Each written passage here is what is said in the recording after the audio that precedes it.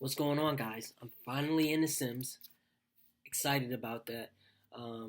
We did MT1 maneuver training 1 today. Supposedly, it's the hardest maneuvers training because it's a lot of hand flown raw data, like no flight director stuff. Uh, let's get right into it. Only doing this for information purposes, not for subscribers or money or any of that stuff. So, jumping into it, first thing we did when we cut the sim on was we did a departure stall. At 400 feet, left turn, 20 degrees, and we pitched up. The power came out to idle, and we stalled it. You recovered. Um, at 5,000 feet, we did a steep turn to 200 knots. At 200 knots, uh, our training is non-AQP, so we do have to do a steep turn for the check for the maneuvers validation. So we practiced that. I was pretty happy with that. Mine was PTS, and so was my partner's. We jumped into some slow flight, just like private pilot stuff. We climbed at slow flight. We descended. We did a raw data ILS, which was no flight director. Basically, what you do in your normal general aviation Piper or Cessna, just straight down. We did a hand flown non precision approach, um, which was fun.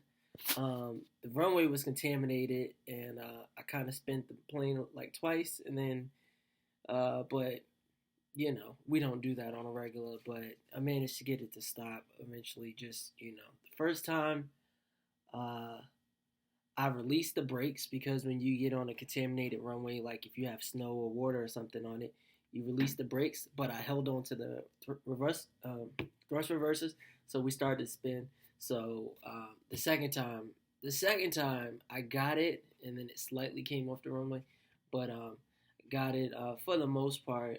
Let it go, and then applied brakes. Let the rest reverses go. Applied brakes again. That worked out. Did crosswind landings, go arounds. Um, we had a TCAS resolution advisory. We had a TCAS RA climb. We shot an ILS PRM 28 center at OKD.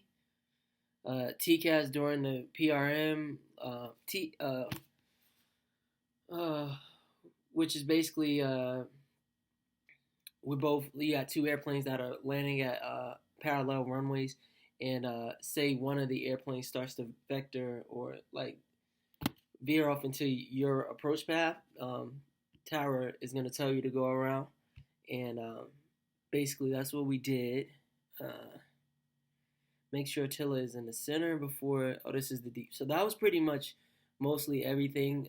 Then we did a debrief when he was saying we also did get the taxi for the first time. You only get the taxi. I think this is the one sim.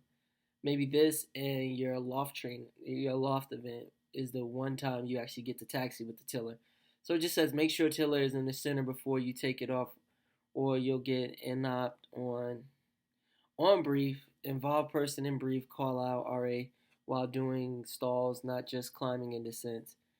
So like your RA, like how high you up from the ground, say like you're 400 feet and descending. That's a great here. Oh no, it's not great here. I'm getting old. So he talked about that. Let's see. Crosswinds. Oh, that's just talking about what we'll be doing next. That's pretty much it. Yeah, no. MT1 was a lot of fun. Supposedly, like I said, it's the one that most people have the most difficulty with because usually for me, I'll let the autopilot take the plane down to about 1,000 feet when I fly, and then I click it off, and then I hand fly the rest. But even then, you still got the flight director that's giving you guidance on how to stay on glide path. But we didn't have the flight director, so you basically just had to look at your glide slope and a localizer and make sure that they were centered. And yeah, worked out good for me. I'm a CF double. I don't know if that helped, but I kind of taught it for about a year. Yeah, that's all I got. See ya. I always miss.